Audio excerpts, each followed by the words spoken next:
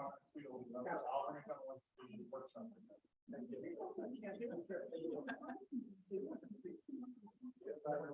I voted sticker. Okay, how are you? It's really dark. Yeah.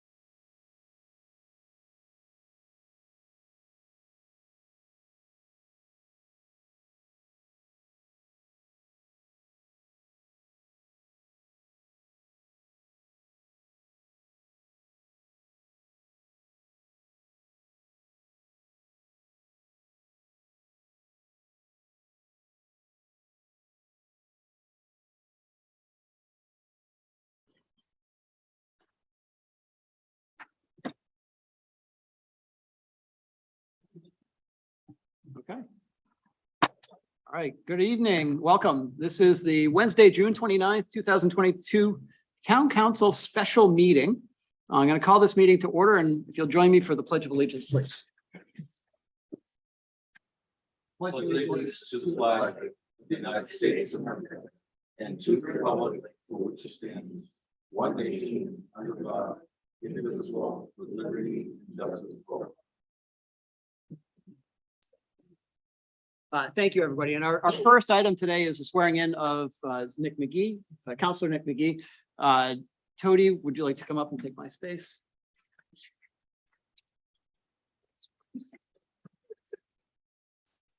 So you have an opportunity back.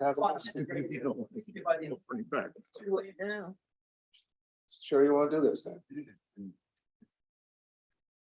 Raise your right hand and repeat after me. I, who state your name, I, Nicholas McGee, do solemnly swear do solemnly swear that I will support the Constitution of the United States that I will support the Constitution of the United States and of this state, and of the state, so long as I shall so long as I shall continue a citizen thereof. continue a citizen thereof. I, who state your name, I, Nicholas McGee, do swear do swear that I will faithfully discharge, that I will faithfully discharge, to the best of my ability, to the best of my abilities, the duties incumbent upon me the duties incumbent upon me as a member of the Town Council for the Town of Scarborough, as a member of the Town Council for the Town of Scarborough, according to the Constitution and the laws of the state according to the Constitution and the laws of the state and the Charter of the Town of Scarborough. and the Charter of the Town of Scarborough. Congratulations.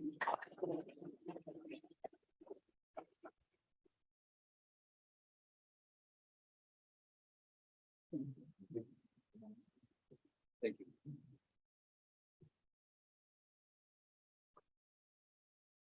Well, it's good to have a full slate again. Thank you and congratulations. Next is going to be roll call. Tony, would you help with that? Counselor Seither, Here. Counselor Anderson, Here. Counselor McGee. Here. Counselor Katarina. Here. Counselor Johnson, Here. Counselor Hamel, Here. and Chairman Pucci. Here. Everyone's present. Thank you. Thanks for coming, guys. We do have a few items on this meeting agenda. This is a special meeting. So our discussion is going to be restricted to the items that are on our agenda, and then we'll adjourn to a workshop to continue our discussion on the recommended charter amendments. Order number 22-072 is act on the request from the Finance Committee to appoint Markham Associates as the new town auditors for a 5-year period and with an annual engagement, and authorize the town manager to enter into an agreement. This is coming to us from the Finance Committee with a favorable recommendation. You want to introduce anything, April? I don't have a lot to add. I know that members of the Finance Committee were part of the interview committee, as were you. That the recommendation came with the full support of Kate Bolton and the school department as well. And so with that, the Finance Committee voted unanimously to make this recommendation. Thank you. Tom, anything to add? I would simply add, this has been a long process. The initial RFP started just after the first of the year with the knowledge that our contract, current auditor was going to expire with this past audit presentation. We only had one respondent and frankly wanted to make sure that we scoured and looked high and low for all the options, and luckily at our second try, we had 3 takers, and so we actually had some options, and it was, as was mentioned, we went through a review and interview process, and Markham really rose to the top very quickly. What's before you this evening is, they call it, it's an engagement letter. It's essentially a contract. It does contain pricing for a 5-year period. They will be issuing annual engagement letters to us, which is customary. But I really view this as a 5-year commitment at this point. Very good. Any questions for Tom? I did have a question. So is the 5-year term pretty standard for an average term for an engagement for an auditor? There's no standard. I think we've gone anywhere between 3 and 5. Multi-year, I'd recommend. It's a fairly detailed process, and it's quite a commitment. I will also say that not that we have close relations with the auditors, but having some level of familiarity in terms of communication and passage of information, I think is really helpful to make sure that they can fulfill their duties. So I really have no concern. I guess the other thing I'll reveal, in this process, we've learned that there are many firms that are getting out of the business of municipal auditing. So arguably, that's another reason to really lock up a very high quality firm now with fixed pricing, frankly. Yeah, I noticed that it did seem like they had pretty good municipal experience in Yes. in New England. So Yeah, they're largely Rhode Island based, but they do have a Portland office. So we feel as though I think many of the folks that will be doing the field work and will be working directly with are working out of that Portland office. So we feel good about that connection too. So my only suggestion is, and I know it's not really a topic for the vote here, but would be, perhaps this is a matter for the council or for the finance committee to try to establish an idea of a time frame for when we would, how many years we'd want to retain an auditor, because I think our last auditor we had for something like 14 years or something like that. So would like to make sure we don't repeat that if possible, because I'm guessing that probably doesn't follow a best practice guideline for auditing. Anyway, Very good. good choice. Thank you. Any other questions? Any members of the public that would like to speak to this? Seeing none in person and none online, do I have a motion So moved. Second. and discussion? Okay, I'll just add that I was involved in the interviews, and it was impressed with what Markham was able to bring to the table. And I think staff was as well. It's a big transition when you've been working with an auditor for 13, 14 years and moving to somebody new and their processes and ways. So I think there was some excitement about the capabilities there, but also, oh boy, there's going to be a big learning curve and a lot of work. Yeah, and I should also add, incidentally, Ruth Porter, our 44-year longtime finance director, will be retiring at the end of the summer as well. So this next year ought to be interesting with the new finance director and a new auditing firm. Hang on. Very good. With that, all those in favor, please raise your hand. And it's unanimous. Thank Thank you. Next is order number 22-073, act on the request to waive the competitive bidding requirements for purchase of a new ambulance and authorize the town manager to execute the contract to effect the purchase. This is coming to us from our assistant town manager, who's also the purchasing director. Thank you, Mr. Chairman. So I'll do my best to frame the justification for this. I think it's important to recall that just last meeting, we asked the council to take similar action with regard to 3 replacement patrol cruisers with a similar rationale. This one's a bit more complicated. We don't replace these nearly as frequently as we do police cruisers. But if you recall, we do have budgeted in the FY23 budget, essentially replacing 2 of our 3 rescues. We have $650,000 allocated for that using ARPA funds to replace those 2. To give some background on this purchase or this opportunity here, the vendor that's come forward, we engaged in some informal discussions with a number of vendors as pretty custom when we're talking about supply chain delays. And they essentially added a vehicle which would otherwise be a demo vehicle to their manufacturing line last year. That vehicle is now coming off of the line probably early this fall. And they've offered the opportunity for us to purchase it essentially at 2021 pricing. They agreed to do that. Obviously, there's some interest from the vendor to establish a relationship with us, knowing that we need two this year and likely need a third either next year or the year after. The reason why we're bringing this forward, besides I think the opportunity to save some money, is also some concerns around that supply chain. What some of the vendors are telling us is it's somewhere between a 12, 18, maybe as much as a 24-month lead time on our ambulances. And just to give the council some idea of where we stand, we have 3 rescues that are in service, really 2 primary, 1 backup. They are 2016, 2017, and 2019 model years, but they're all kind of approaching their life cycle. And we expect them to reach really their life cycle within the next, at least 2 of them within the next year. So an 18 or 24-month lead time could be really problematic for us.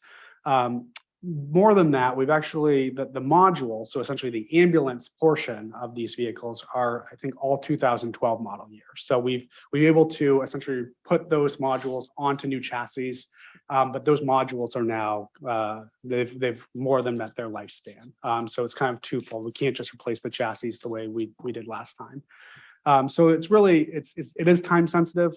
This will not, this will still require us to go out to bid for the second ambulance that we have budgeted, but at least allows us to guarantee that we are within budget for the first of 2. Our neighbors to the south just procured a similar apparatus, and they were under the 2022 pricing. I think they paid $347,000 for a very similar model. So this is an opportunity to save some money, come within budget. And well, I think I expressed some apprehension last meeting about continuing to, we don't want to make this a trend or practice. I will acknowledge that this is the 3rd time in the last 6 months we've come forward with this opportunity. It is up to the council to decide and vote to waive our competitive bid process, but we think that we want to give you the opportunity to do so. Thank you. Any questions for Layton?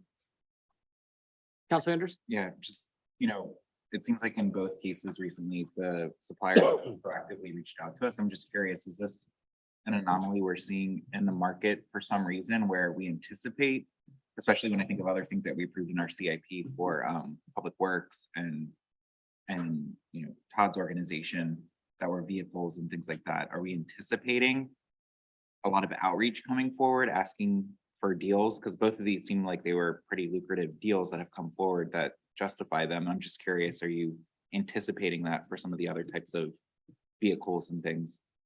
I haven't heard anything to suggest that this is going to become a pattern. I mean, I think in each case it was somewhat unique. In the fire apparatus piece, we had a relationship with that vendor. They knew, and we knew we needed a replacement vehicle. They essentially said, and I think part of this too is manufacturers are looking to firm up some of the uncertainty in the market. And if they can lock in orders, then there's some efficiency of scale there and be able to plan for that. So that one was really a reduction in the engineering costs to just roll out a virtually identical vehicle. The patrol cruisers, again, if you recall, those were hybrid vehicles. A lot of departments don't procure hybrid vehicles. They're slightly more cost. It's still a relatively new technology. And those specific ones had some options which are towards the top end of the line, if you will. So again, they're not the sort of entry level cruisers that a lot of municipalities procure. So they're somewhat unique. And so they still had them on the lot and they offered them up to us because there's really only 2 vendors in the state that competitively bid for cruisers. And they were one of them and they were looking to find a home for them. This one, again, I think there probably is a vested interest from the manufacturer to get their proverbial foot in the door or nose under the tent, whatever analogy we want to use. And so I think that's probably a motivating factor. And the fact that, they know business is coming and they want to get their foot in the door. Yeah. All slightly different. If I could, I think certainly the common element is Ed Alden. He runs our vehicle maintenance division. He has established great relations with all sorts of vendors and is certainly tuned in with the kind of the life cycle of existing fleet. So he is really someone that we look to very, very carefully in advising us when we need to act or when or not. So I think Ed has a lot to do with establishing and seeing these opportunities. Counselor McGee. More of a curiosity, what happens to the vehicles when they go out? Do we sell them or are they traded into a shop like this that can maybe use for parts? What happens there? Yeah, it depends on the vehicle or piece of equipment. You know, with our patrol cruisers, and again, I think this came up last meeting, we generally trying to find a new purpose for them. Once they're rotated off the kind of the frontline patrol vehicle. Sometimes they're recycled for some of our our police VIPs. Sometimes unmarked cruisers or vehicles for command staff, sometimes reallocated to other departments. You'll notice that our parks or our community services department has 2 former cruisers. Sometimes they are traded in if there's a good trade-in value. Sometimes they are auctioned off. Our last ladder truck, we contracted with a firm that essentially looked to sell it for a commission to try to generate a higher return than just auctioning it. Other pieces of equipment, mowers, things like that, we often try to trade if it makes sense to get a reduced price on a new piece of equipment or apparatus. Yeah, I will say in this case, this manufacturer actually is offering a $12,500 trade value for our 2016 rescue. Clearly, they have an interest. Maybe it's an aftermarket. I suspect you're right, though. They're probably going to strip it down and salvage certain parts to help support other customers. Just as an aside, Liam referred to the ladder truck. We actually sold that to Brockton, Massachusetts. They have a ladder truck. They're in desperate need. Their ladder truck is out of service. Supply chain is such that their truck is delayed months, if not years. So they bought our truck and we'll be putting it immediately into service just to get them through. So as was mentioned, we look at all sorts of options, but this one is a trade into the vendor. Counselor Hammond. Yeah, I think this makes sense. I mean, obviously there are some benefits to doing this. The problem I have with it is that we have 3 times in the next 6 months, I guess, or the last 6 months that we've not followed the competitive bidding process. This is the 2nd time in 3 weeks. So it was our last meeting that it was a big deal. We spent a lot of time talking about it. Now, oops, here's one more. So I just, the timing of it is peculiar. And if this suggests we need to make a change, to allow us to be more nimble and compete better for equipment, given supply chain challenges, then I suggest we have that conversation rather than expect we're just going to be doing one-offs all the time. So I don't know whether that's an ordinance change or a change to the finance or business policy. We have a policy in effect. If we're not going to follow it, then why do we have it? So maybe it's time to take a look at that, or to take a look at our practices, because I don't think this is a good way to do business. Yeah, we would generally agree, although I think we'd be remiss not to bring this opportunity to you and have you appreciate some of the challenges that we face. I will say in partial response, I suppose, yes, we've done this now 3 times in the last 6 or 8 months. I don't believe I've come before you ever before that. And so I think that suggests something else happening other than us. And we're trying to be opportunistic in that new global environment. I think we ought to maintain our competitive bidding requirements. I think they're there for good reason, save unique situations. So my only response to that is that that's all fine, but then we need to take a look at the policy we have in place and decide whether we're going to keep it or repeal it or revise it. Okay. So let's, any questions right now, and then we'll take public comment, and then we'll all be able to enter discussion as well. Any other questions? Okay, any members of the public that would like to speak to this item? Seeing none in person and none online. Do I have a motion? So moved. Second. And discussion? I have mine.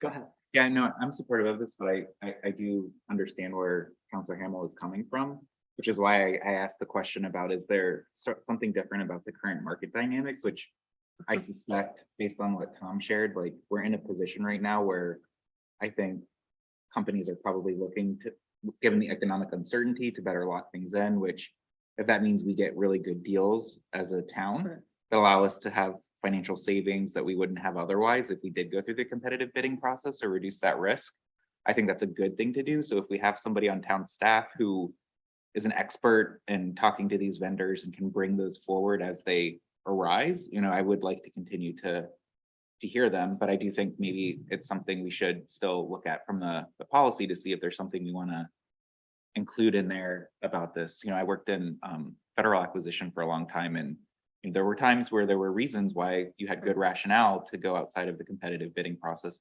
I'm not familiar enough with our policy today if we give ourselves that flexibility. So I'd be interested in looking into that to see if there's something we need to do given the current economic circumstances.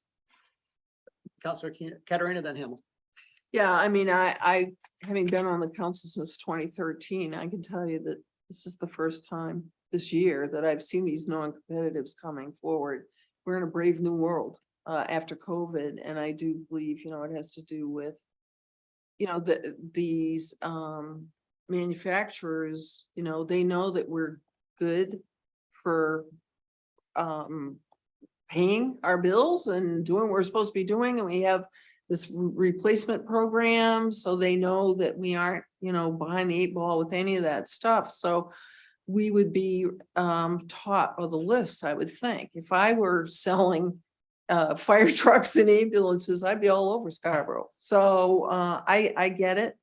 So I don't see this as an issue. I mean, it's an opportunity to save money, so. Yeah, and again, I don't necessarily disagree with what we're doing. What I'm disagreeing with is the way we're doing it, okay? So if there's a thing called delegation of authority, DOA, okay, that companies use that, it's a delegation of authority, it authorizes certain levels to approve certain amounts of money. You know, we have things like that in place here. So we're either gonna follow those things or we're not.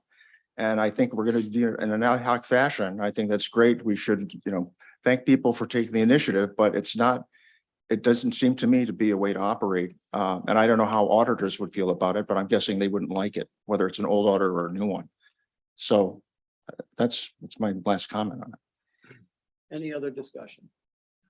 So I just had that this is a part of our policy, and that may be a part of the reason they're coming to us, because we allow this exception.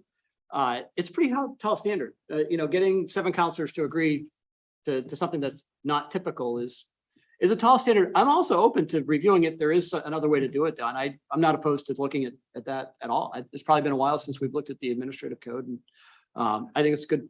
Yeah, I just That's don't want good to next pave, step. yeah, I just don't want to pave a towpath here, okay? So we've got a towpath, you know, we were wandering down a path, do we want to put asphalt on it, okay? So. Not. I gotta Google towpath. Look up Erie Canal. Yeah, go ahead. Yeah, I was gonna say that now. So again, just to perhaps provide some reassurance here, I mean, there is an opportunity because both with the police, we're only able to procure 3 of our 4 patrol cruisers. Whether this was ultimately a good move, you know, I think based on the information available in our history and everything else, I think it was the right decision last time. I hope that this is supported this time, but in both of these instances, we're gonna find out whether this was a wise procurement or not. And just finally, I absolutely agree with Counselor Hamel. This, you know, do we need to look at the policy? But to Counselor Anderson's question, this is the exception. This is the ability to go outside of bid processes with council. We're ready to vote? Mhm. Yes, very good. All right, all those in favor? And it's unanimous. Thank you. Thank you. Next is item 5, adjourn meeting to workshop regarding the proposed charter amendments. Do I have a motion to adjourn? So moved. Second. All those in favor? It's unanimous, and our special meeting is now closed. And we will jump right into the charter workshop. Counselor Seither has advised that she has an extremely important meeting in hard stop at 7:30. Yeah. So I'm going to do my best to be efficient. That doesn't mean that we can't continue on after that. And we're going to shuffle seats, I think, a little Yeah, I bit. think I'm just gonna jump down here if that's okay. Absolutely. I like hard stuff like that. Good.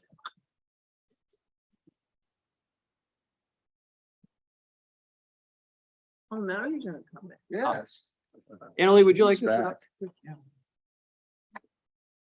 I know that you're a pretty important member of the committee, so I'd like to extend the invite anyways. Huh? Okay, very good.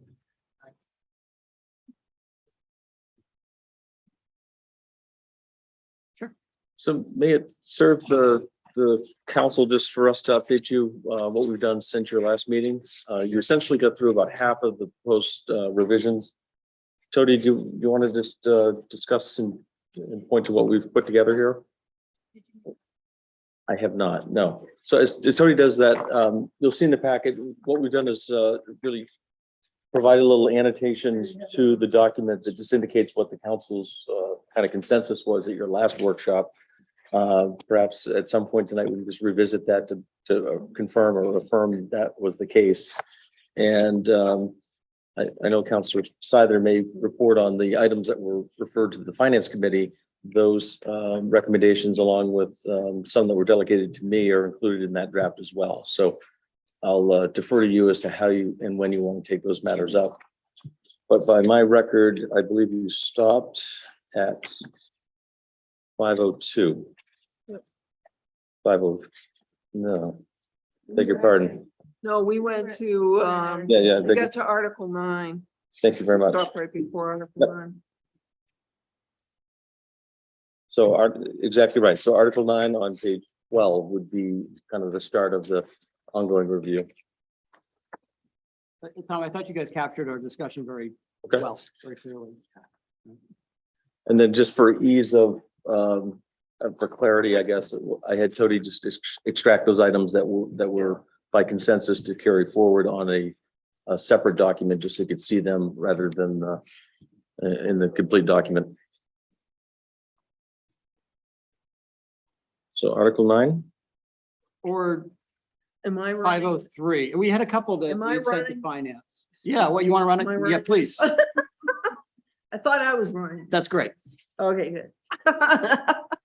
No, I wanted to start out, if we could, we sent some things back to the Finance Committee, and if I could ask Counselor Seither, who's Chair of Finance Committee, to just talk very briefly, and I believe, and correct me if I'm wrong, that the town manager was gonna come up with some language, which may be in whatever Cody gave us, but I don't. it is. Okay, cool. Thanks. Go ahead, April. So at finance, we took up 502 -1 -1, 502 -1 -2, and 501 -1 -5. And you know, Jean Marie, you have it absolutely right. Rather than try and wordsmith it on the spot, Finance Committee kind of tried to capture the essence of the request that was being made by the Charter Committee. And we had Tom and the staff work on some wording that we felt like we could consider as a full council. And ultimately, the general consensus, although we did not vote formally on any of 5.2, was that we would be, the recommendation of the Finance Committee was certainly to bring this wording to the full council for review. So then the wording, Mr. Hall. Yes. Yes, for my part, the Charter Review Committee had a number of suggestions around capital planning items. And I think the council first and then the Finance Committee second, struggled over how best to capture the essence of, and the purpose behind that suggested language. I was tasked with, I suggested and therefore tasked with coming up with a way to kind of keep the substance, but do it in such a way that it really flows, I guess, as best it could in the context of the existing language. Remember, 502 is the backdrop to that is the items to be included in submission of the budget. And so what I'm proposing is I guess a new section 502 1.2. And this is after some guidance and discussion from the Finance Committee. It would read an itemized list of all capital assets over $100,000 in value with an estimated replacement schedule for each. So again, this would be something submitted as part of the budget. And then the connected piece, the additional piece is under 502 1.4. And it reads an itemized statement of specific capital investments recommended for the next 5 years with particular detail for the items recommended for the ensuing year. So essentially that is the 5-year CIP that we essentially have in place. So the notion here is big picture, longer range as part of the budget. but then get very detailed on the 5-year capital plan and in particular, those things that are up for appropriation consideration in the next year. We had a lengthy discussion about threshold at the finance committee and what the appropriate threshold would be. And as you can see, Tom's recommending $100,000. You know, one of the things that kind of we teased out of the conversation during the finance committee was the high school or the public safety building is going to be entered into the CIP as a fixed asset. And we kind of felt like what the charter committee was driving at was, well, when do the roofs need to be replaced? Or when do we need to do the asphalt in X parking lot? And so, you know, we struggled a little bit with how to arrive at a threshold that we felt was going to deliver on the items that people might be of interest.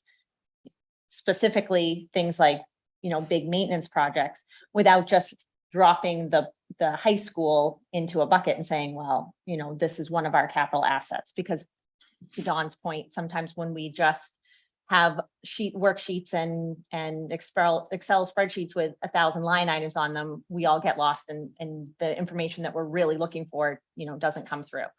And so with this, what the finance committee has asked Tom now to do as part of the budget presentation is to really identify the items that we think are going to be of public interest that we know are coming down the pipe, and to kind of give that a formal place in the budget process. Any feedback from folks on this? Because remember, we don't vote on these per se, we just. I have a Go quick ahead. question, and it came up during that finance committee. Mhm. Do we have about a number of how many assets in the town will qualify for that $100,000 mark? Yeah, I beg your pardon. I did not follow up with Christie. It is certainly hundreds, several hundred. I'm certain of it. Again, our fixed asset list considers all assets, streets, roads, sidewalks, buildings, you know, more traditional physical assets.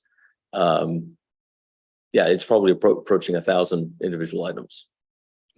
And I think as a follow-up, I think if I Go for it. stop me if I misspeak, but I think the idea was we also didn't want to overwhelm with too much Yeah. detail. Right. So was 100,000 was kind of pulled out of thin air for some research to Yeah. determine whether or not that would be an appropriate threshold for.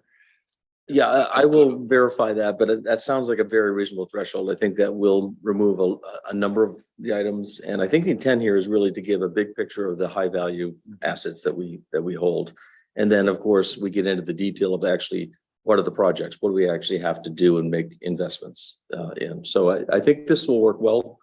I'll find a way to incorporate it into the budget, and I can report back before you take final action on these as to how many items we're talking about.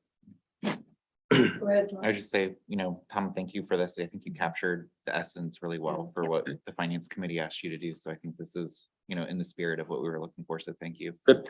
Pleased to help. So is the sense that we'll move this forward then? Okay, cool. Madam Chair? Yes. Question.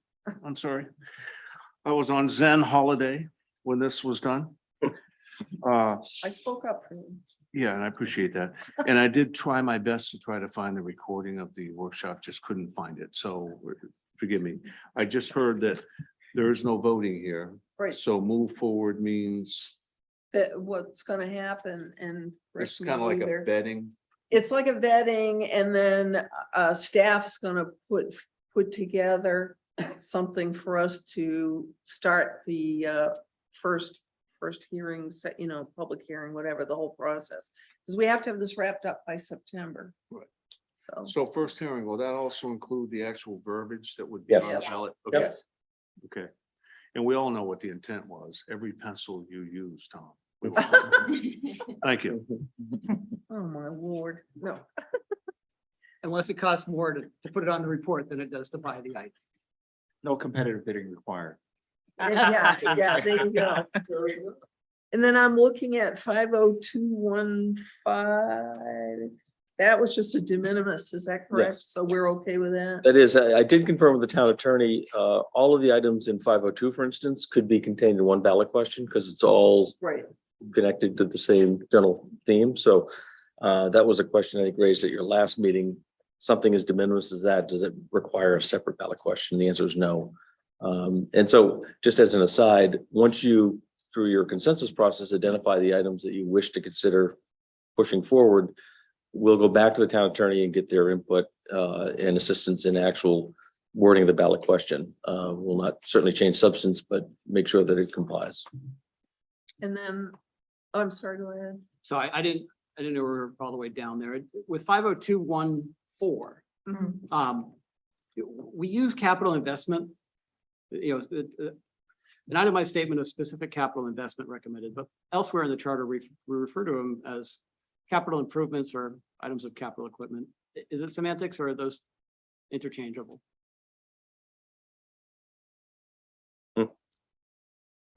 It's a question. I don't need. To me, I believe they're interchangeable. And I apologize for skipping this. I'm looking at April's list and looking at this and looking at. Next, in order is 503, which is not on the sheets that Tody gave us, but is back to the original. And, The go reason for ahead, that is April. because that did not make it out of finance. I was gonna say, that was the finance committee said, no, Yeah, just so. leave it the way it is. So as just a quick refresher, we tried to tackle that as a full council. We discussed, basically that one has to do with the inaction of the council, when it comes to which budget moves forward, whether it's the town manager proposed budget or the previous referendum budget. There's all kinds of state statute that regulates the school portion of that. We spent a long time talking about what exactly the charter committee was kind of driving towards. And really for us, we think it's about accountability and what motivates the council to take action. But ultimately, after a long discussion, we all agreed that there are probably more unintended consequences of making charter changes to this language than not. And so ultimately, we decided that as a finance committee, that we did not support the changes to 503. And that in a worst case scenario where the council refuses to act, that the current language, which authorizes the proposed budget of the town manager, should stay. Any discussion on that, Yeah, I thought, Mr. Hammond? thank you. I thought this was a good discussion. This is really complicated because there's kind of two sets of rules, two sets of practices in terms of the Board of Ed versus the town. And we went back and forth on this. I understand the desire and the intent of the charter committee, what they were trying to solve for, but we just couldn't come up with language that we thought would be clear enough and would achieve the desired goals, which, we just didn't think it would. If anything, there was a greater risk of possibly confusing it. And if we look at recent past practice, this has not really been an issue. I think it was a general feeling that something would happen. Either the council would hold last year's budget and say, this is what we've got to do, or cut it, or come up with another budget. They wouldn't, it would be highly unlikely, in the opinion of several people, that this eventuality would develop, or there would be no action for 60 days by the council. I have a Go comment. ahead, Ken. I know I voted for the result coming out of finance committee, but I actually reflected on it afterwards, because I actually left that meeting still confused about the verbiage in our charter. And then I actually remembered that 2 years ago, we had to get the attorney involved to help us define that section of the charter during budget. So I would think at least we should make this simpler to understand. That's just a thought. I don't know if it wants to go to further discussion, but again, coming out of that meeting, I was confused. And I remember having to listen. Contextually, historically, was that, somebody please correct me if I'm wrong, was that having to do with when the 60-day clock started? Yes. Okay, Yes. that's what I thought. And whether because he presented. Right, it wasn't Right. about inaction of the council, No, it no, was when the clock you're right. started. The reasoning was COVID, but it would still fall into that bucket. I So we had remember. to, and I know Phil came and gave us a very clear Right. definition that we all understood. But now, of course, I've forgotten that definition and we're back to this confusing definition of charter. So I was just wondering if it's warrant further I think discussion. Councilor Hamel summed it up best. We invite someone to propose new language. None of us could come up with with better language than exists, that doesn't, Or And I'm more not concise prepared- language, no. Right. that doesn't tend to complicate it further. So, And I don't have it. So anyway, okay. I'm, Yeah, I was gonna say, I concur with that. Like even the current language is subject to interpretation and potentially problematic in different, with what gets sent to the state or to the voters and whatnot. Right. So there's no perfect solution, I think is what it comes down to. This seems as good. It served us reasonably well for some time. All right. So let's look at Article 9. That's the one that starts with, I believe Mr. Hall added this words voters' rights, because I was like, what the heck is that? I hadn't seen that come out of the charter committee, but well, I mean, the subject matter that Article 9 deals with are referendum initiatives and recall. In all instances, in my view, these are things initiated by the voters. So I thought voter rights actually captured the essence of what the article is all about. Each of them has its own process associated. I don't know that that has any official bearing. I just thought it was helpful to explain what the so intent is of the that article. just a de minimis change to the charter or were we done? I can certainly check with the town attorney. Yeah, I don't believe it changes the substance of no, I of don't. anything. either. It That's was why I just intended to be for clarity. Are people okay with that? I like it. Yeah, I mean, I was just like, oh, what's this? I hadn't seen it. And then under 9017, there's just a de minimis, looks like a typo change there, adding a D. Yep. Then the next one, if you go to 903.1, this is into the recall. And that we had, as I recall, some really good discussions in the charter committee about this. And, in essence, what it lays out exactly what you need to prove or show in order to recall an official rather than just saying, well, they're incompetent. I mean, what the heck does that mean? Means a lot of different things. So elected official may be recalled for one, failure to appropriately carry out duties and responsibilities of the office, two, engaging in conduct which brings the office in disrepute, three, engaging in conduct which displays an, that should be an unfitness to Mhm. hold the office. Or four, for indictment or conviction of a felony under the laws of the state of Maine or laws of the United States, or the laws of any state or nation. State, that should be or nation. Hmm. I am catching typos again. Or entry of a plea of guilty or no contest to such an offense, the stated reason for recall must be noted on the petition.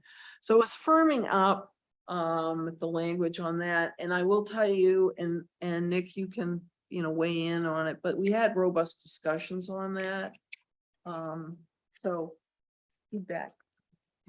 I had a question. Where did this language, where was this language drawn from? Because it does seem much more stringent than what I've seen in the past.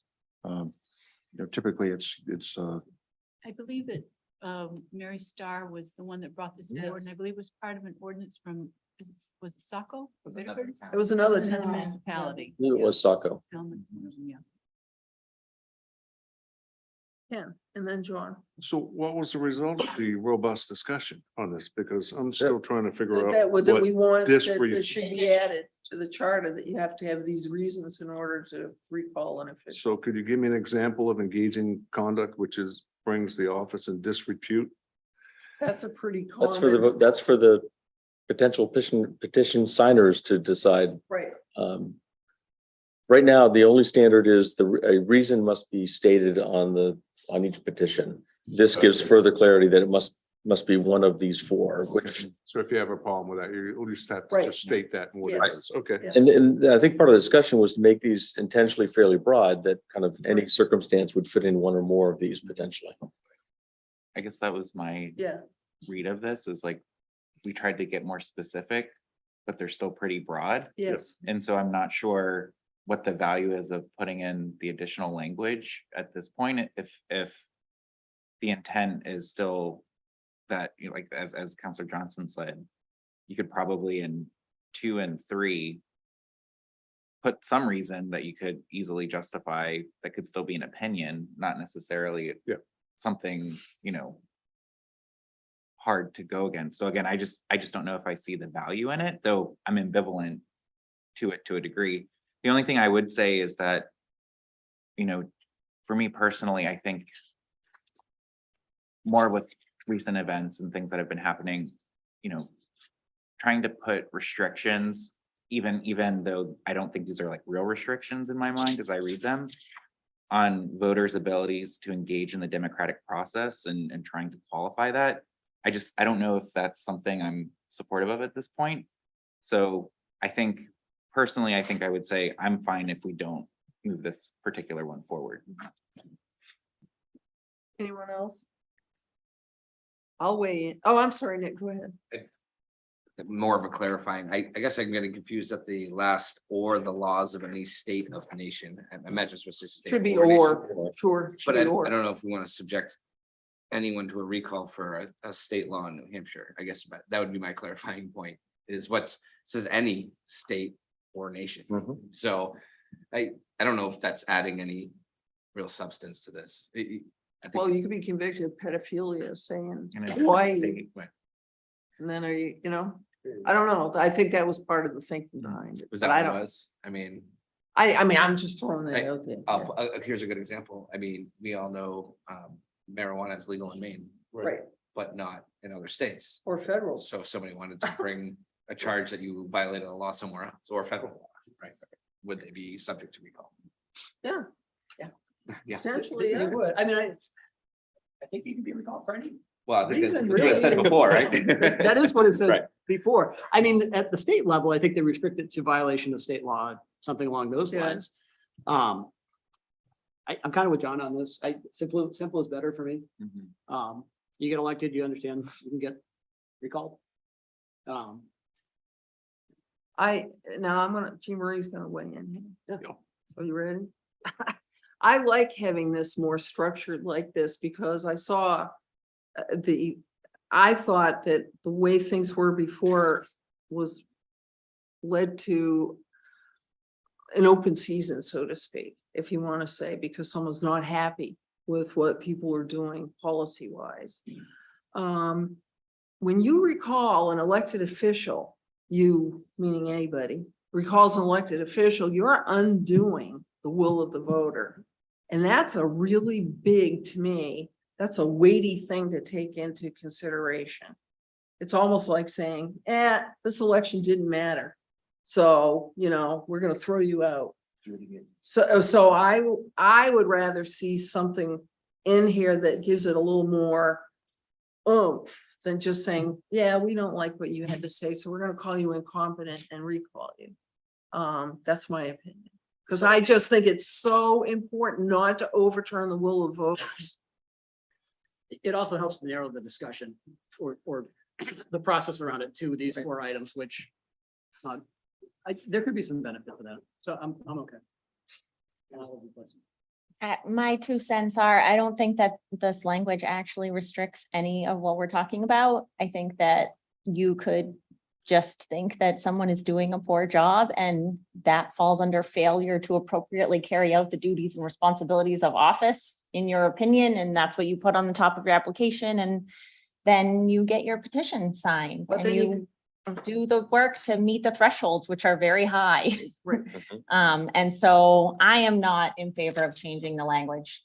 I think that I understand the justification, and Jean Marie, you certainly make an excellent point about overturning the will of the people. That is not to be taken lightly. But I think this is adding a lot of verbiage to the charter, which essentially are just words, because I don't think that it actually tightens the screws on the restrictions. Mr. Hamel and then Mr. Yeah, not to pile on here, but I also have problems with some of the language in here, especially if somebody's indicted or they're charged with a crime. Under our system of laws, you're innocent until proven guilty. So I'm not sure that's a standard I would want to apply to keep somebody from running for office. So that's just another thing there, but that I don't think is appropriate. Mr. Johnson. No, I think I agree that it's not needed, although I definitely agree with your comment about the will of the people. However, this does go back in front of the people to vote again, so it's not it doesn't really negate the will of the people. Gives them a second time to either confirm or deny their decision the first time. So, yeah, I support not moving this forward. And again, I largely wrote or was heavily involved in this provision the last time we went through this process. And the process is intentionally rigorous. It does require a very high threshold for circulation of petitions and signatures, and then a number of votes cast as well. So there are safeguards to really guard against vendetta or some sort of nefarious motive. Just a clarity point on the signature, isn't it 10% of the last gubernatorial election? Not. Just like 25%. it's 25%. 25%. So you figure that's, wow, that's 17,000 voters from the last one. So that's a lot of- What do we call it? Over 2,800. Wow. Each person that is recalled. If there's more than. one. Okay. Yeah, that's a pretty high threshold. Yeah. You have that fresh in your mind, Tony. I do. And then there's also, Tony, there's also a voter threshold on the day of That's correct. the recall election as well, that you have to meet.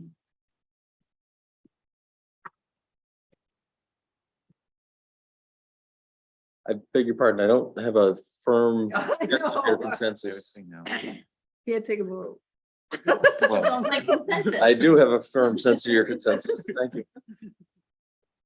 All right, moving forward. Where was I?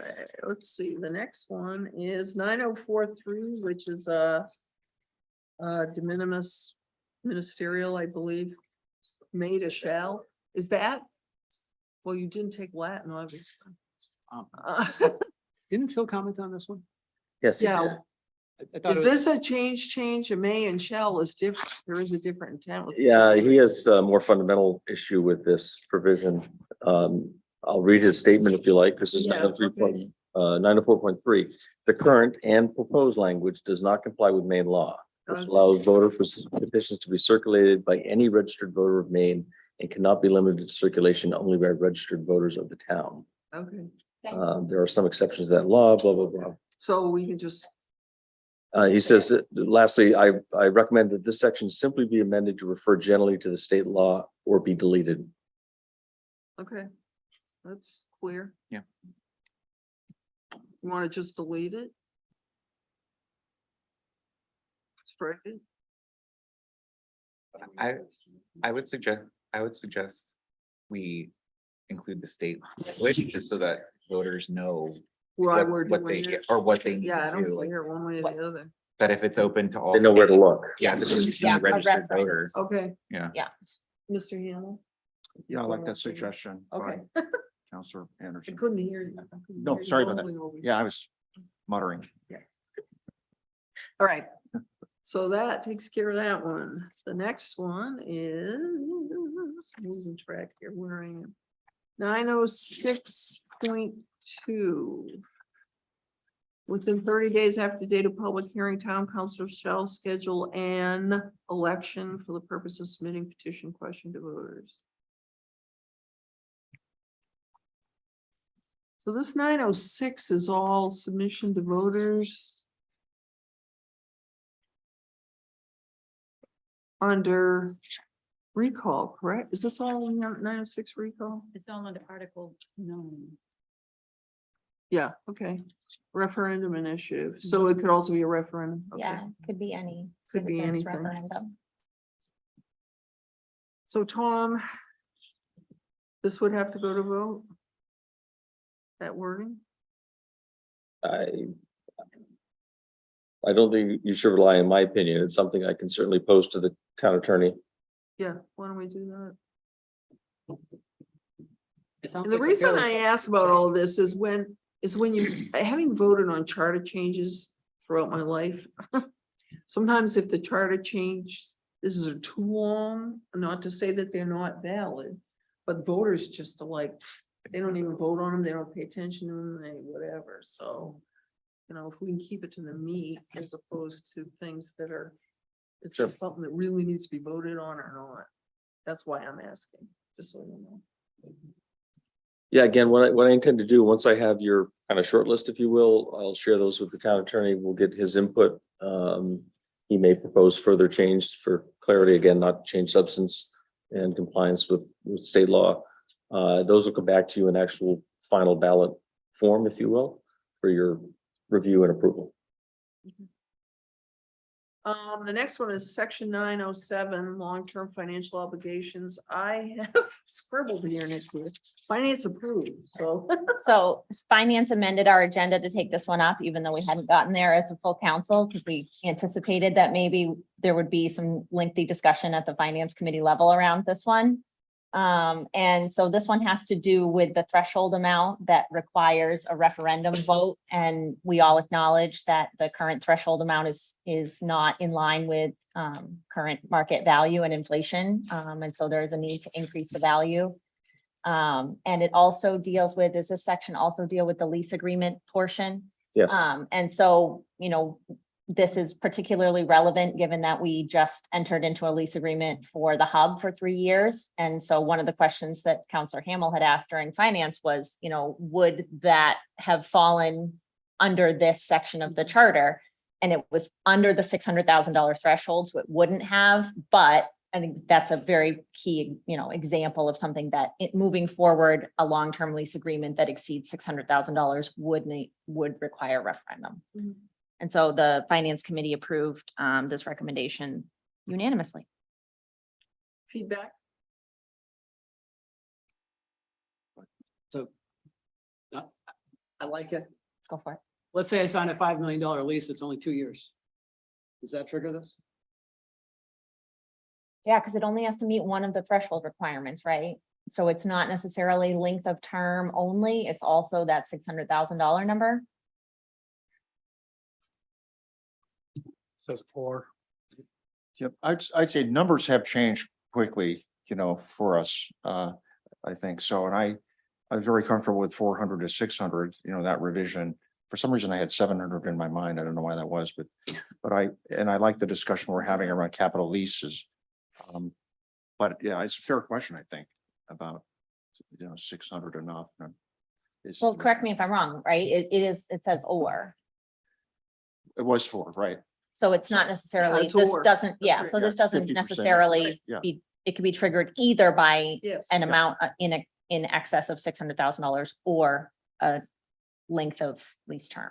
I don't, Thank you. I don't read B to say that clearly. I'm Neither. So that's literally where trying I think there's a need to add the or if that's the intent is to say, want to tweak it a little. for John's scenario, like if Okay. it's a 2-year lease. Purpose Yeah. of making. a Or if it's capital up to a improvement 5-year or lease or a requiring a total of single item. 600,000 over the term of the lease.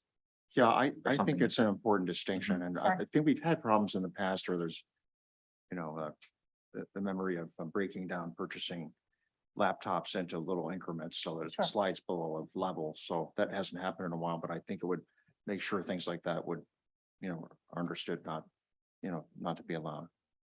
So where's that qualifying word? Where's that word go? Where does the or go? Yes. Where the comma is between term. Or and where where. the total amount. to be Yeah, paid. just or there. Mhm. Or, right. Or before where, or. Yeah. Before where. Yeah, Thank you. gotcha. Now, Clearly, that's how my Yeah. brain. Don, to your point, 600,000 today is not what 600,000 was, even when the charter committee was. doing Yeah, no that work. kidding. Yeah. This is a year ago. Is this in line with other communities? What we expected? There was some research done by one of the subcommittees. It escapes me. There was a healthy discussion at the committee level around what that number is. I think initially it was over or in the range of $1 million, and this is very much compromised, as I recall. Just as kind of historical context, before the current charter, 2 charter commissions ago, it was actually pegged as a percentage of our assessed valuation. Yeah. And I think if you do the math, it was several $1 million would have been the threshold. So I'm not advocating that. No, and I think it's important to make an incremental change here. Even if it's not necessarily above or below a certain threshold, I think the citizens are used to voting on things like fire trucks. And if we agreed on a number for the charter that, you know, put things like fire trucks over the threshold, I think that would be something that citizens would Yeah. we'd hear about as Right. an after effect of the charter could- change. We could always go up, but it's gonna be hard to go back, Yeah. right? Is what you're So- saying, so. Quick math, 3% escalation per year. I'm assuming this was adopted 20 years ago, but I could be wrong. The 400,000. I believe 10. 10 years. 10 years ago. Yep. Okay, so. Let me roll back my quick math. It would be, yeah, 540,000. So that's not. Hey, That's not bad. pretty good. That may Pretty be round how back. they came I up with think it now that. you That say it. is how they did came up with a number. Awesome. Was it 20? Okay, so it changed. So was it 30 years ago that was made the 400,000? Yeah, okay. Oh, it was 30 years ago. You know, John wants to No, read no, it no. napkin now. Don't worry about it, John.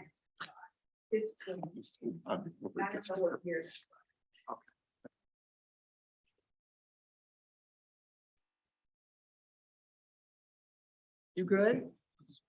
I'm good. Okay, thank you. All right, the last but not least, if I'm looking correctly, is section 1009, disclosure of interest. This is 1009.2.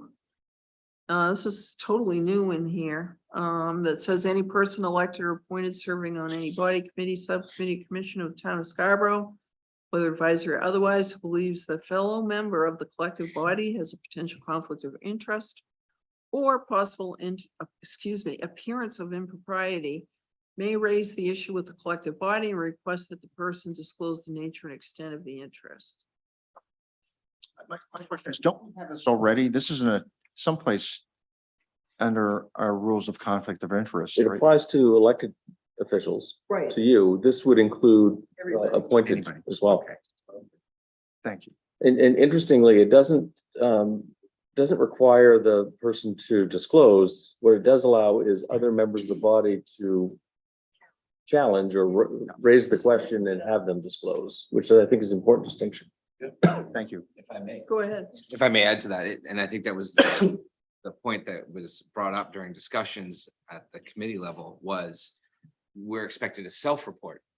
But if there was knowledge from another member, Right. somebody who was not self-reporting a possible conflict of interest, they now have the ability to kind of raise it in a more structured manner, I guess. It codifies it. Because you could always raise it. That's what I was wondering. You can bring it up. My hesitation with this was that it almost creates a mechanism to smear your fellow counselors or committee members. I don't have a lot of experience with it, but earlier this year, I had, some people bring things forward to me and I relied back on the policy that, hey, if something comes up, they should disclose it.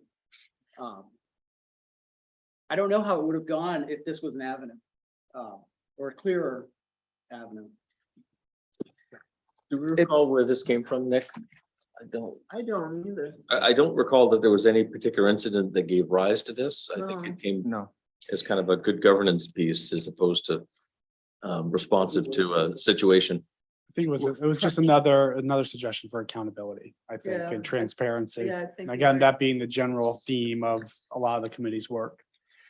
So I mean, I think like any rule, it's subject to abuse, but the current rule as it works, and I had some experience with this on the council a couple of times. And the thing I like about it is that it's in the spirit of us being a self-governing body as a council, but also that applies to committees.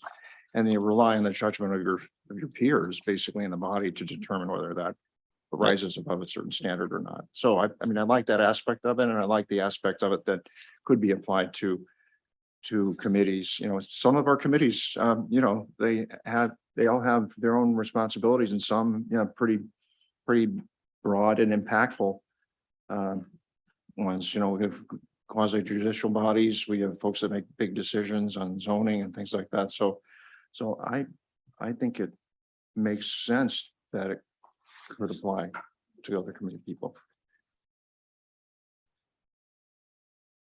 I think it's a fair question as to whether it's necessary. I think anyone could Right. raise that question if they wish. There's nothing that prohibits them to.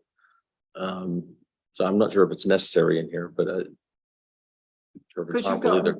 because you got 1009.1 that says any person, blah, blah, blah, shall publicly disclose a relationship that may create, which puts the onus on you as the person serving. Right. But it doesn't stop someone from saying, hey, Mr. Clucci, I know you own a hotel, so how come you get to vote on whatever, you know what I'm saying? Good point. Even as I read it, though, it's like, you may raise it. Doesn't mean you have to, doesn't mean Right. you will. And So if just you because do, what you, does it mean? yeah, so I don't know. I get the intent, right? Right, I do too. Transparency, but again, I'm not sure substantially, does it have I'm- any effect? You want some enforcement in there? Thou We'll shall. throw the book Yeah. at you. I don't see the need for it. I mean, that's the point. I mean, I don't, that's the other side of it. I don't really see a need for it, I or I mean, don't know you this. really need it in the charter, per Yeah. se. Counselor Kettering, can I just, that, I think that is a question about, going back to our last discussion Yeah. about 302, 302A. Yeah. What's ordinance, what's, Yeah. what's charter, what's ordinance, what's policy? And I think that, you know, adding some language, and again, I don't know 302A well enough, but there very may be some conflict of interest language in the Yes. board and committee manual and in the rules of the town council, that this may be perhaps is more appropriate. If not, I would think a citation back to the charter, if this stays in those boards and committees, because it is a bit unique. The rest of the charter really speaks to town council, board of education, board of appeals, those kind of specific charter defined committees. And this is really speaking to things outside of that. And so it is a bit out of the norm for the rest of the charter. Yeah. I'm thinking it's a little bit overboard, because I'm thinking like, so you're on the senior advisory committee here, you know? I don't know.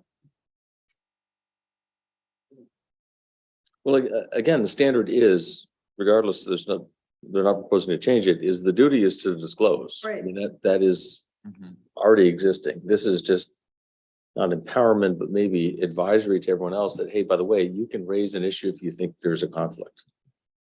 I guess that's the question, is whether or Don't you not, already know that you can do that? presumably.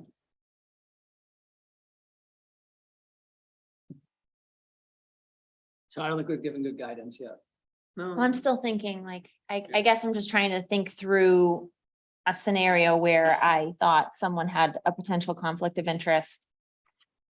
If turning to the charter would empower me feeling like I should move forward with my thoughts on that. Sure. If we had stronger language in the charter, you know, that might make me feel like I was doing the right thing by bringing it forward. Or that someone couldn't tell me not to bring it forward if there was an attempt to silence me or something. I don't know, we, you know, most of this work that we were doing, we're playing out these hypothetical scenarios to the best of our ability. And, you know, probably this might come up once every 5 years, you know, and we're trying to predict Hmm. how this would be utilized by somebody. Yeah, I agree. I want to give this some mental gymnastics, because in a civilized world, what we do is we would approach the individual and have a personal discussion. However, if there was resistance there, this almost gives you a sense of duty to bring it to Yeah. the next step. But I'm not sure where I am on this. Nick, Yeah, if I could too, the whole section is about disclosure of interest, and the first section that's written there is about you self-reporting, and then the second that it tells you that the board or committee could, upon deliberating, find you in conflict of interest and ask you to recuse yourself from an issue.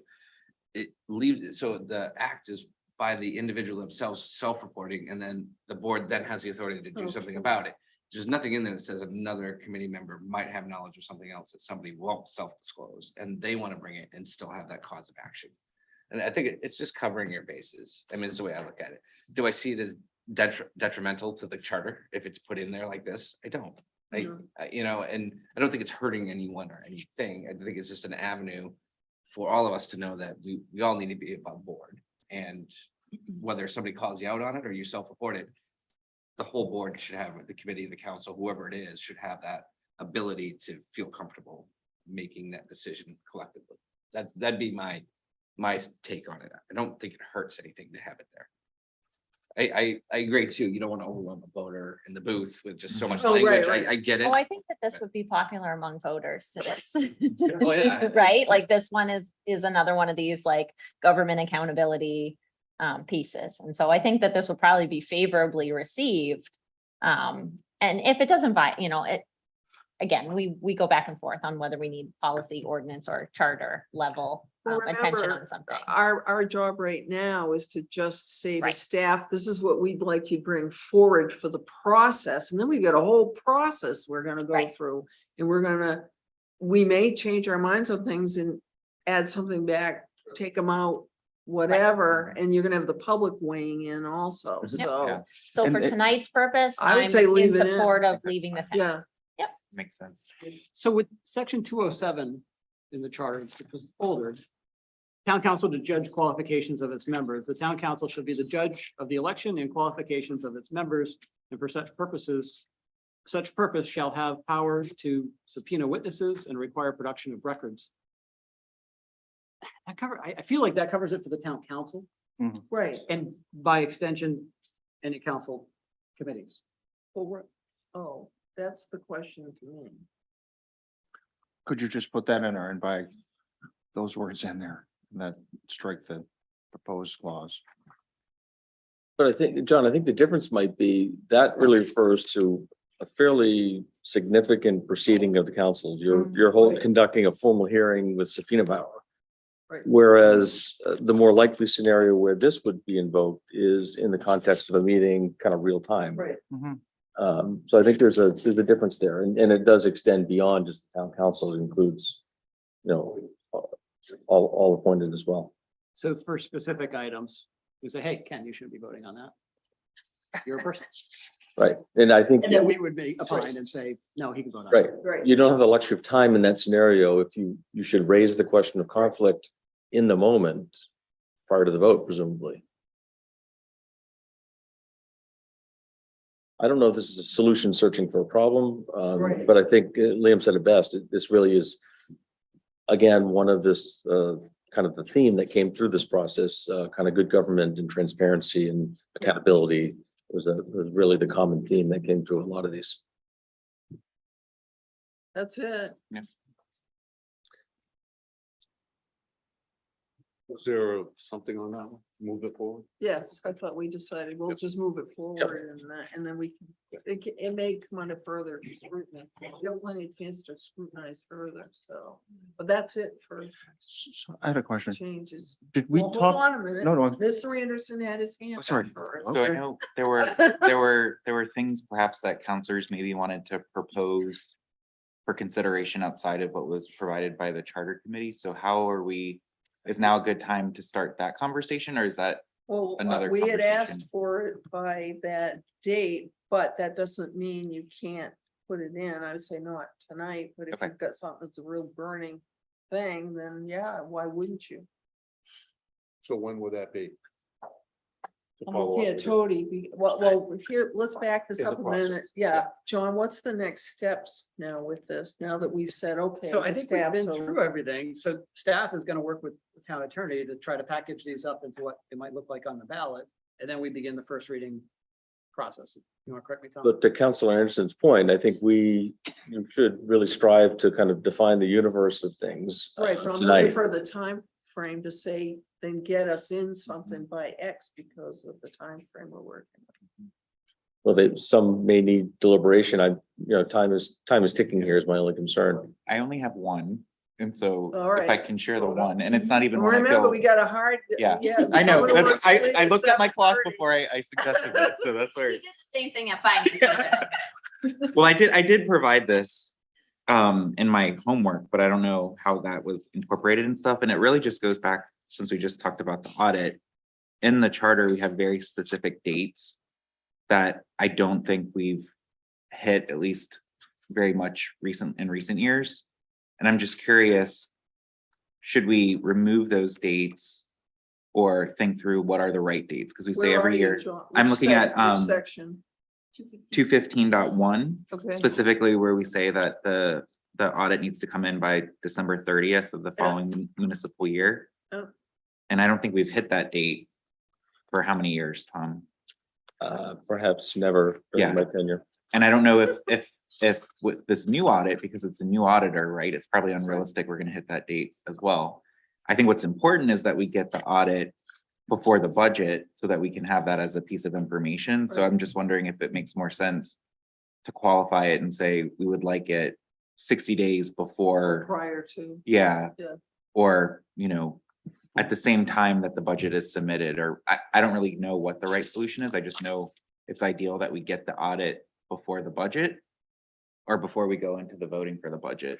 But what is the requirement? I mean, this is a pretty standard thing. It's generally, is it 30 days after the close of the fiscal year or the first quarter following the close of the fiscal year?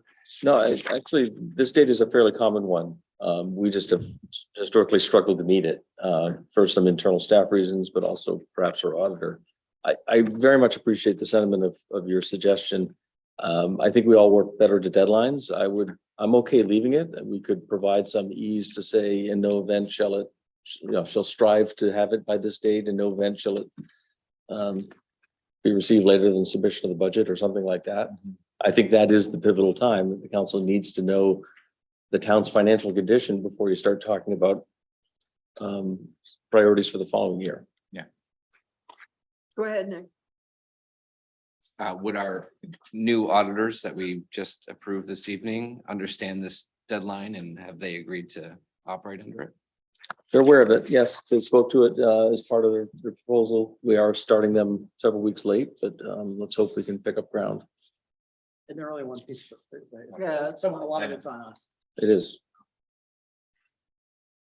So, John, I actually support tweaking it. So maybe softening the deadline, but tying it to prior to the submission of the budget or something. Yeah, along maybe those just lines. adding like no later than language or something. Yeah, there you go.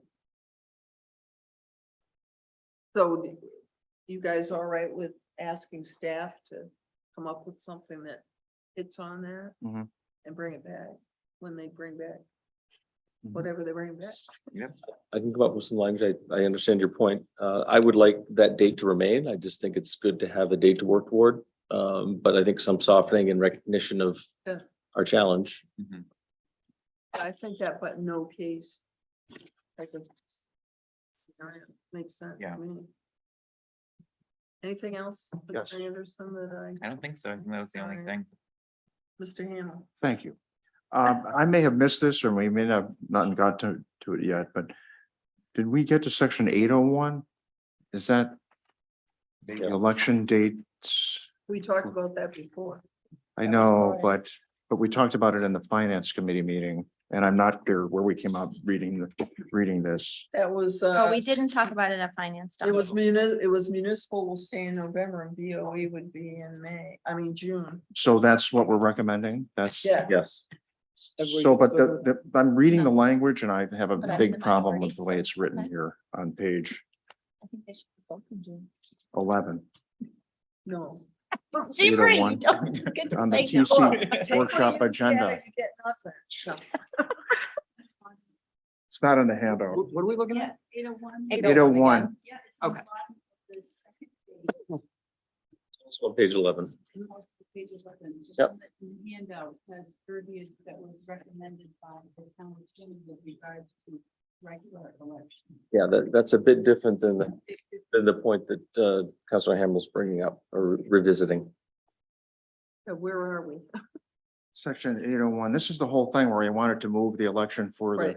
Board of Ed folks to June, consistent with when we vote on the budget. But, I have grave concerns about doing that for town council elections. And we use the term municipal elections. The heading is municipal elections. Municipal refers to just the town, as I understood it, and municipal and Board of Ed was the whole town. So unless I have that backwards. So how do you have a Board of Ed explanation under a municipal election? That just, it's not clear to me that we're saying that the language says what I thought we were trying to say. We may have missed it. So section 403 was also, a recommendation was made by the town attorney to update that, whereas a vacancy on the Board of Education, the scheduling of the election was to be determined by the Board of Education. And he's suggesting, and it may have to actually work that way, that that's going to be the option of the town council. Right. Mhm. That's on page 7. So- Although you're working from Cody's. I'm working from, if I have page 11, you say it's page 7 and. Yeah. Page the 7 big is that sheet. change. 403 vacancies for the Board of Education. That's okay. Vacancies 403, bottom of page 6 on the. Yep. The document that was with the agenda.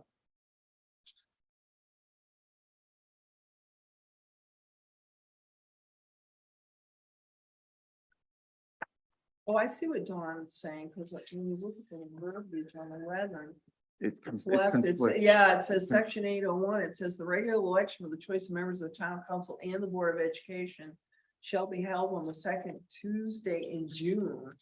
And that's That's not not the it. intent, yeah. That's not it. That's correct, because in speaking with the town attorney, if this is moved forward, then we have to add verbiage as to the terms of the BOE. That also would have to, is that correct? Tom? Yes, that's right. That's why we don't have that verbiage. We're not from there the yet. attorney. Correct. So, Right. because they're gonna, if they have their elections in June, then we have to look at the terms. Great. Right. extending it. Okay. Yeah, then you have to say, well, if you. We can extend people's term. Or You would. Short one. one. Anyway, that was my question. I want to make Yeah, sure. no, that I know no, I where I see what was. you're But saying. just to confirm, it's the will of this council to propose to the voters moving BOE elections to June Yes, and keeping town council elections in November. yes. And we will. To the extent that language is not clear in that regard, we'll make certain it is when it comes forward. But I don't think we've had that conversation yet in committee or as at a council level. What conversation? We did, The I one that, yelled. Town manager. Yeah. John, and then we brought it back because April fought for it. Where were you? It I'm was not, the- maybe it's that I'm not happy with the answer. Yeah. okay? Well, I was gonna say. But I would be the world's foremost judge of them. So what do you Miss want to Catalina. Well, can I just? I would be the world's foremost authority on whether I Yeah, understood. not or that, because we're Thank not you. voting yes or no tonight, to Jean Marie's point, we're Right. just voting to move it forward, and I Yeah. feel like this particular one is fair to bring into our formal process to Sure. hear from the public, Exactly. to make a decision whether we, Exactly. because I'm We supportive may of hear it from going. The public that they would like to move the municipal Yeah. election to June. That doesn't. mean Let's you have to hope we listen don't. to them. So I want to make sure Go that's into not this the with an question open we're putting mind. forward to No. the public. No, it's BOE only. Remember, the whole point of this whole exercise is to get things in motion, Right, so to we can put have the forward to hearings the and the public. this Yeah, and the I know it's a that. process. I know it's a process. So I'm, John, go ahead. I'm in favor of it moving forward Yeah, for the sure. process, but the one thing Cody, I think, was referencing that I was recalling was when we had to schedule the special election, there was confusion in the charter of, Yes, is it does June qualify? And I feel like we talked about right. when that happened to make sure we include that. So are we doing that This, now? this language in 801, and I'll read We've it. got that in. For there. purposes of filling vacancies for seats on the town council or board of education, the state election date and or election date for the school. Oh, Budget validation. For So there's school right budget one? validation Considered a referendum in regular June. election. Got it. So it's. Yeah, It's it- also June considered is a also regular considered- election. right. That delineates that We- there are Right. regular elections. We've June interpreted and- and done it that 2 times. We just want to make it clear that the charter recognizes both June and November as a so-called regular election. Great. My problem here is the highlight that says no for municipal, yes for BOE with the heading of section 801 reading municipal elections, which That's covers just town for- council, may I finish? Which covers town council Just believe me. and also, may I Mhm. finish, please? Thank you. I have the floor. Wise guy. You're very humorous.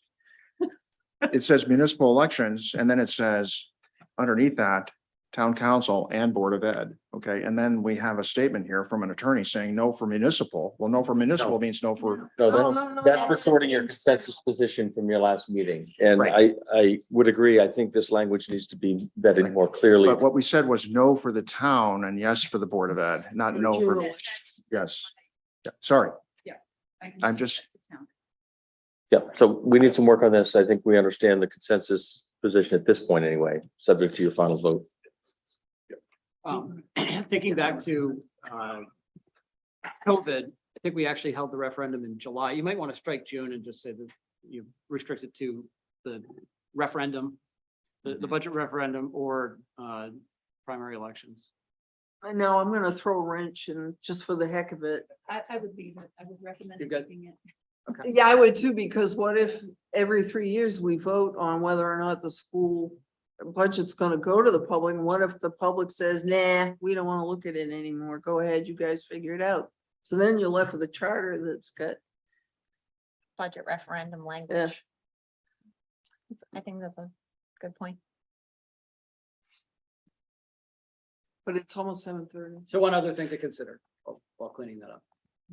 So my intention would be to work with the town attorney based on this consensus opinion to actually reduce this to individual ballot question or questions, and some of them may have multiple parts. To the extent we can be efficient, we will. There is an opportunity for us to provide explanations with each of them, and it may well serve us to spend a little time to come up with an explanation so the voters know what the intent is and what the effect is. So if you're interested, we can go so far as to add some suggested explanatory language again that would appear on the ballot, so the voters can see it at the same time. And that's for each change, each Each charter change yeah. or collection of changes, as it were. In terms of timing, our schedule will be to have this to you at your August meeting. And we would look for action that evening. If you think you need more time, we may need to work in an additional step in that process. So do we not have a second reading with We don't, this is a once and done. You can add public hearing and then action? additional processes you like, if you like. Yeah, whatever. And then, of course, once you approve the ballot questions, there's, almost 90 days for further education to the voters as well. And I guess as a final piece, anticipating that there's a question regarding the library expansion project that's being asked for, I would look to align that at the August meeting as well. So you're dealing with all things ballot related kind of on the same evening.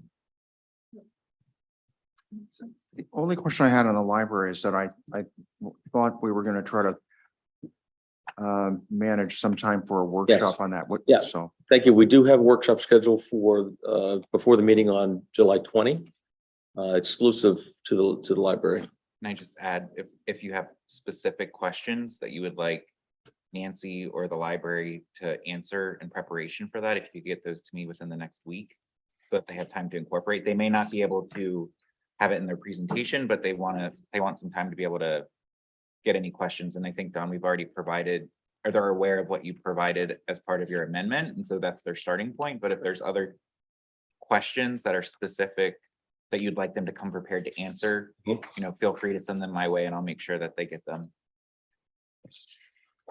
And I've made them well aware that a review and discussion around the likely operational expenses of this new facility needs to be part of that presentation.